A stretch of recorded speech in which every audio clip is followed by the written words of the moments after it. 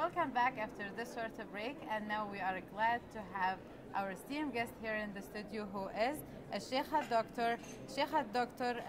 Sharifa bin Khalid Al-Said, who is an educational expert at the Ministry of Education in the Sultanate of Oman. Dr. Sharifa delivered a very important session yesterday regarding the education and educational systems. So we are very glad to have you here in the studio, so you can shed some light on the session, on the power of education and helping people with disability. The education it's a weapon. If you have an education, you are able to achieve many different goals and overcome many different goals. Although most people think that people with disability are not able to achieve. We all have different abilities, and we all can be able to achieve in the education system as well as working in an environment. I'll give you talk a little bit about myself. I didn't have a normal traditional education. I started out my education is sitting next to the knee of my grandmother and reciting verses of the Quran. And this is what gave me the perseverance and the patience and the love of learning just by memorizing those verses, because I didn't learn in the way where people learn in terms of reading, whether it's Braille or through sight. All my education was strictly auditory to the level of where I am today. I do not read or write Braille or print, but I am able to do all my work orally and use people to dictate things to. It might be not the best way for others, but we all have different abilities to learn. Your story is very inspirational, and it's very empowering to all people that if you want to learn, and you are determined, nothing ever will stop you from your journey, and you are a great role model for this. Now, I would like, since you are an educational expert and you work for the Ministry of Education and the Sultanate of Oman, I would like to know more about empowering people with disability. You mentioned that education is a weapon. So how can we use that weapon to empower our people with disabilities?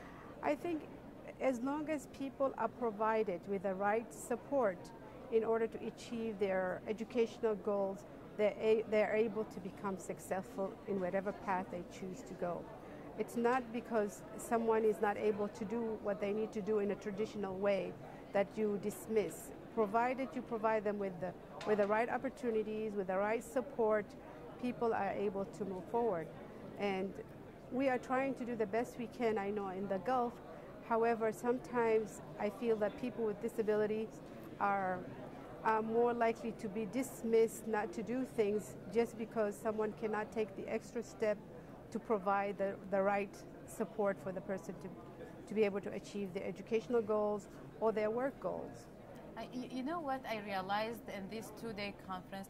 I realized that we are having very big number of talents, of gifts, of exceptional intelligence. All what they need is like what everyone else needs: the right environment, the integration, the education, like you mentioned. At the end of our interview, I would like to have any final words or message you would like to deliver. I think to provide people with the right opportunities, with the right support, is all we are asking for. People with disabilities are able to achieve sometimes even greater goals than those who are quote-unquote normal or sighted individuals. So please give us an opportunity and give us the same